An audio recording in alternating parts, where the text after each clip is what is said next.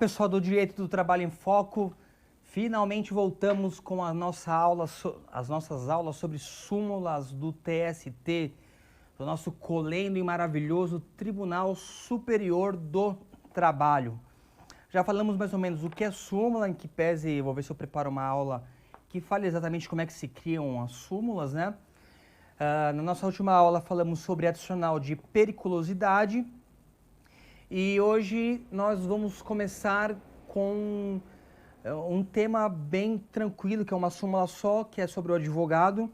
E depois entraremos no nosso tema principal, que é bancários. Bacana? Quanto à súmula relativa ao advogado, não tem muito segredo, na verdade, né? Por quê? O que diz a súmula? Súmula 427, intimação, pluralidade de advogados. Publicação em nome de advogado diverso daquele expressamente indicado, nulidade. Bom, havendo pedido expresso de que as intimações e publicações sejam realizadas exclusivamente em nome de determinado advogado, a comunicação em nome de outro profissional constituído nos autos é nula, salvo se constatada a inexistência de prejuízo. Bom, o que quer dizer aqui? Como muitos sabem, na Justiça do Trabalho é diferente. A Justiça do Trabalho é um pouco diferente da Justiça Comum. Na Justiça Comum, todos os advogados que constam da capa dos autos, eles são intimados das publicações e das decisões nos processos em que atuam. Na Justiça do Trabalho é um pouco diferente. Na Justiça do Trabalho apenas intima-se um dos advogados da procuração. Sempre existiu o hábito de se colocar uma observação que escolhia um advogado e que aquele advogado deveria receber as intimações ou que as publicações fossem intimadas em nome dele sob pena de nulidade. Até porque, se fizesse em nome de outro advogado, é óbvio que a intimação seria nula, né? Uma vez que um advogado só responde, um advogado só é intimado. Bom, enfim, durante muito tempo houve-se a discussão, a jurisprudência sempre foi pacífica no sentido de que o pedido para que se intimasse um advogado específico deveria ser acatado, e que a não observância disso geraria nulidade, até que chegou-se e formou-se a súmula 427. Então, a matéria é pacificada. Se eu indicar o nome de um advogado na petição, tanto na petição inicial quanto na defesa, ou qualquer outro tipo de peticionamento, se a intimação for publicada em nome de outro advogado diverso, a intimação é nula, salvo se não se constatar nenhum prejuízo. Um exemplo prático, tem-se lá a observação a ser seguida para se intimar o advogado X, só que se intima o advogado Y. Porém, esse prazo é cumprido no prazo determinado pelo despacho do juiz. Então não houve prejuízo. Então a parte não pode arguir nulidade em seu favor em função dessa situação. Beleza? Então bacana. Vamos começar agora com os bancários. Sim, como não? Primeira súmula, uma das mais famosas, a súmula 55, que fala o enunciado financeiras, e fala o seguinte: as empresas de crédito, financiamento ou investimento, também denominadas financeiras, equiparam-se aos estabelecimentos bancários para os efeitos do artigo 224 da CLT. Bom, o que quer dizer a súmula 55? Eu acho que muitos já sabem. Na verdade, ela fala que a jornada de trabalho dos empregados de instituições financeiras que necessariamente não precisam ser bancos, segue o mesmo rito do artigo 224, ou seja, jornada máxima de 6 horas, salvo os cargos de confiança. tá? Quanto a essa súmula, não tem muito o que se falar. Súmula 93, bancário. Integra a remuneração do bancário a vantagem pecuniária por ele auferida na colocação ou na venda de papéis ou valores mobiliários de empresas. Ou seja, o bancário que vende papéis ou valores mobiliários de empresas onde o banco ofere lucro com isso, esse lucro oferido pelo banco, na verdade, a vantagem pecuniária tem que integrar a remuneração do bancário. Bacana? E por isso o mais prudente é que se fixe, na verdade, parâmetros do quantum a ser integrado na remuneração deste bancário, tá? Porque é uma espécie de empregado vendedor. Ele atua, na verdade, como uma espécie de empregado vendedor, ok? Bom, vou fazer um parênteses rápido aqui. Na verdade, eu vou fazer duas observações. Primeira, na aula anterior sobre periculosidade, na primeira súmula, que falava daqueles que efetuavam o abastecimento de combustível, que a súmula fala do adicional de periculosidade, eu falei, óbvio, né? Bom, é óbvio para quem já conhece a CLT de cabo a rabo, né? E a ANTA aqui não pensou nisso. Por que que é óbvio? Primeiro a gente tem que entender o porquê, quais são as situações que ensejam o pagamento de adicional de periculosidade. A gente vai ver rapidinho agora. Bom, peraí. São consideradas atividades perigosas na forma da regulamentação, enfim, é o caput do artigo. Inflamáveis, explosivos ou energia elétrica. Ou seja, a partir do momento que o combustível é um inflamável, então, por óbvio, que o trabalhador ele faz jus à percepção do adicional de periculosidade. Segunda observação, antes da gente continuar, o material da primeira aula está servindo para essa aula ainda, tá? Porque como as nossas aulas são em blocos de 20 minutos, eu procuro não ultrapassar 1 hora de aula por semana. O material é o mesmo. Lembrando que é interessante que durante a semana vocês revisem tudo que foi falado aqui. Não precisa assistir as aulas novamente, basta ler as súmulas que estão ali. Aqueles que estão no meu grupo do Hangout, tiver dúvida, como a Andrea teve, chega lá, expõe a dúvida que eu respondo. Bacana? Súmula... Súmula... É a súmula. Súmula...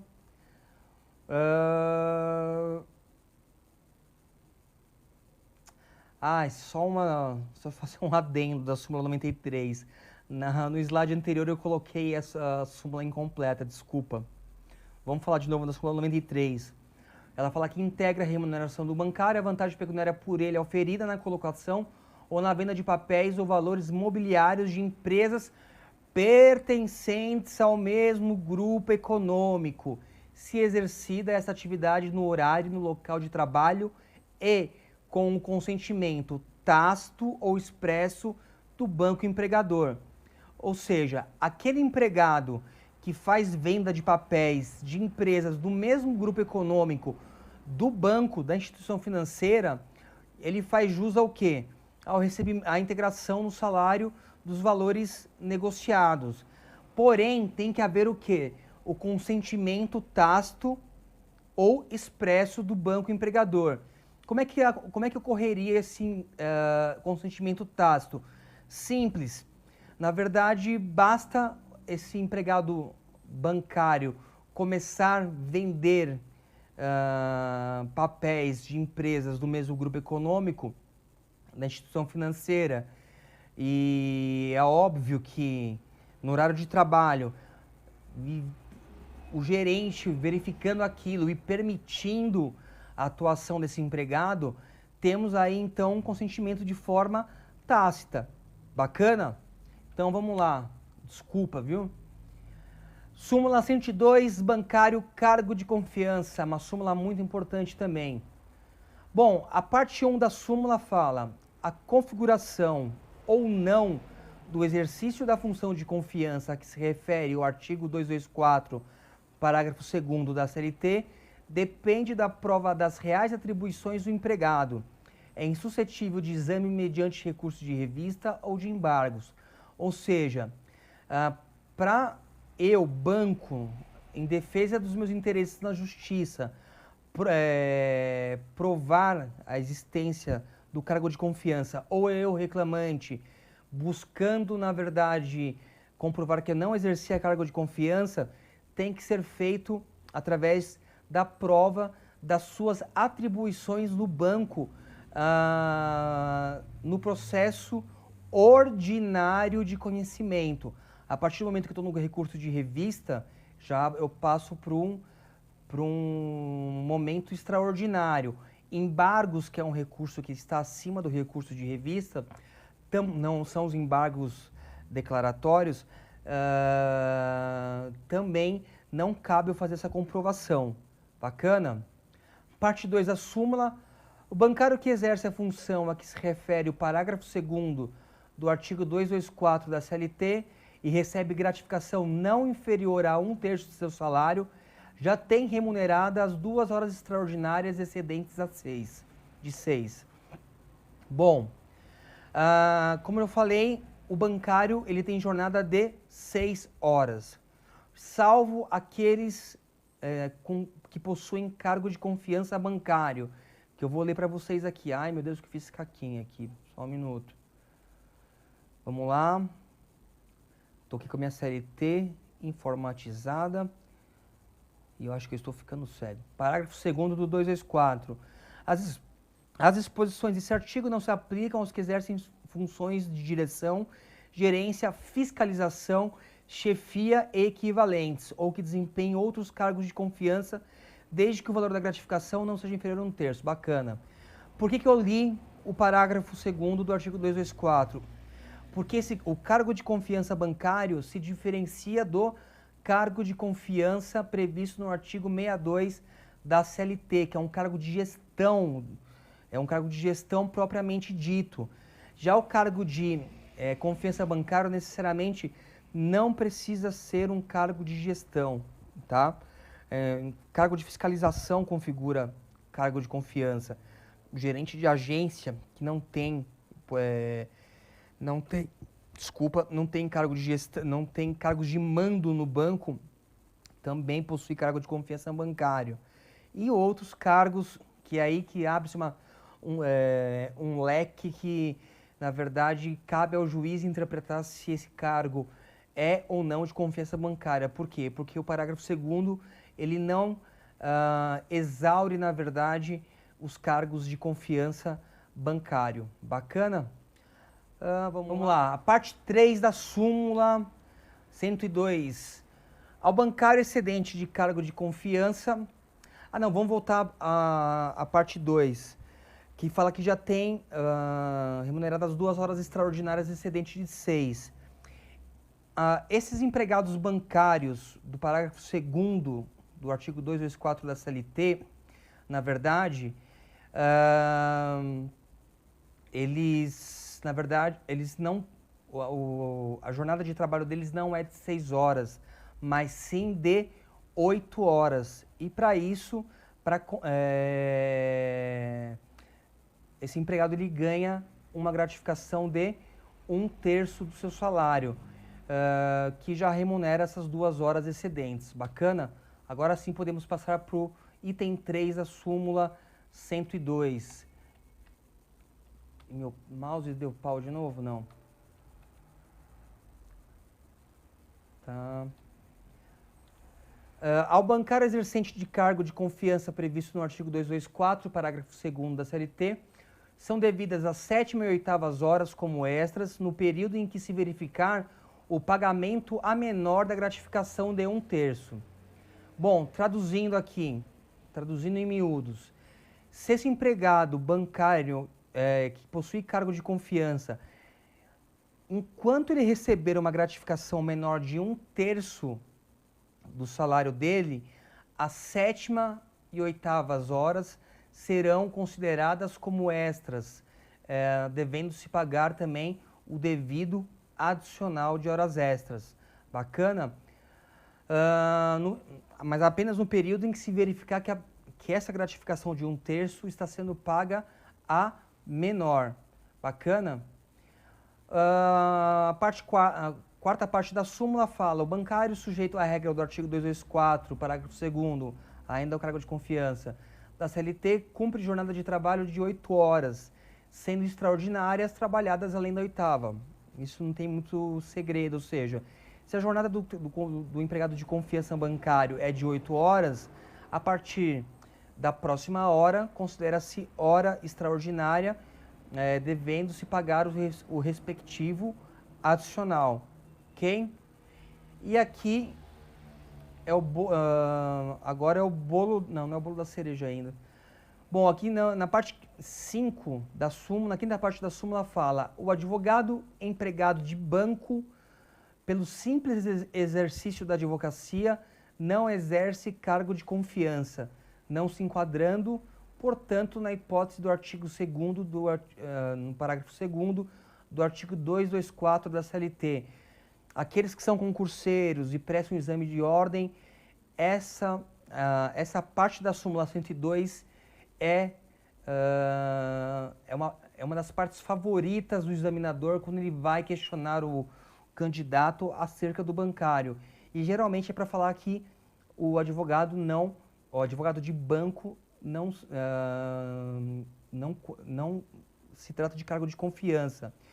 Mas sempre lembrando que, provavelmente, se isso acontecer, o examinador vai, na verdade, transcrever a súmula praticamente na sua íntegra.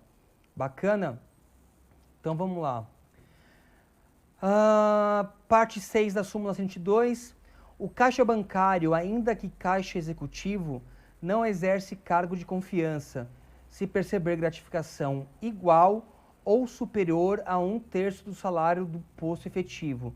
Essa remunera apenas a maior responsabilidade do cargo e não as 2 horas extraordinárias além da sexta. O caixa bancário executivo, na verdade, é aquele caixa que trabalha em segmentos exclusivos do banco, que trabalha com valores maiores.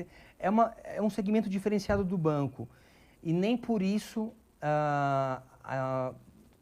o fato de se exercer o cargo de caixa executivo não traz para ele a condição de empregado de confiança bancário. Sequer o caixa comum, porque poderia se interpretar que o caixa, por lidar diretamente com valores e dados bancários, seria cargo de confiança, mas a súmula 102, na sua sexta parte, diz que não. Bacana? A 7ª parte da súmula 102 diz que o bancário exercente de função de confiança que percebe a gratificação não inferior ao terço legal, ainda que a norma coletiva contemple percentual superior, não tem direito à 7ª e 8ª horas como extras, mas tão somente as diferenças de gratificação de função se postulada. O que quer dizer aqui? Na verdade, se o empregado bancário não estiver recebendo a sua gratificação de pelo menos 1/3 do seu salário, não é devido, na verdade, o pagamento de horas extras, as 7ª e 8ª horas como horas extras. Ainda que, por convenção coletiva, essa gratificação tenha valor superior a esse 1/3 já determinado pelo parágrafo 2º do artigo 224 da CLT. Bacana? Então, vamos lá. Súmula 109, gratificação de função. O bancário não enquadrado no parágrafo 2º do artigo 224 da CLT, que receba gratificação de função, não pode ter o salário relativo a horas extraordinárias compensado com o valor daquela vantagem. Bom, o bancário, possuidor de cargo de confiança, que receba gratificação de função, não pode ter assim, vamos supor, esse empregado ele trabalhou em regime de horas extras, ele não pode ter compensado essas horas extras com a gratificação de função. Vamos lá, deixa eu melhorar a explicação aqui. O bancário, ele foi contratado e a instituição bancária colocou no lerite dele que ele possui cargo de confiança e paga 1/3 do salário para ele como gratificação. Só que a gente sabe que o que prevalece na Justiça do Trabalho é o princípio da primazia da realidade. Em instrução processual verificou-se que esse empregado não possuía cargo de confiança. O que se fez? Descaracterizou e reconheceu as horas extras. Aí vem o banco na defesa e pede para compensar o quê? O que foi pago a título de gratificação com as horas extras devidas. A súmula 109 ela é bem clara em dizer o seguinte: meu amigo, você pagou a gratificação de 1/3 do salário e o cara não tinha cargo de confiança, perdeu Playboy.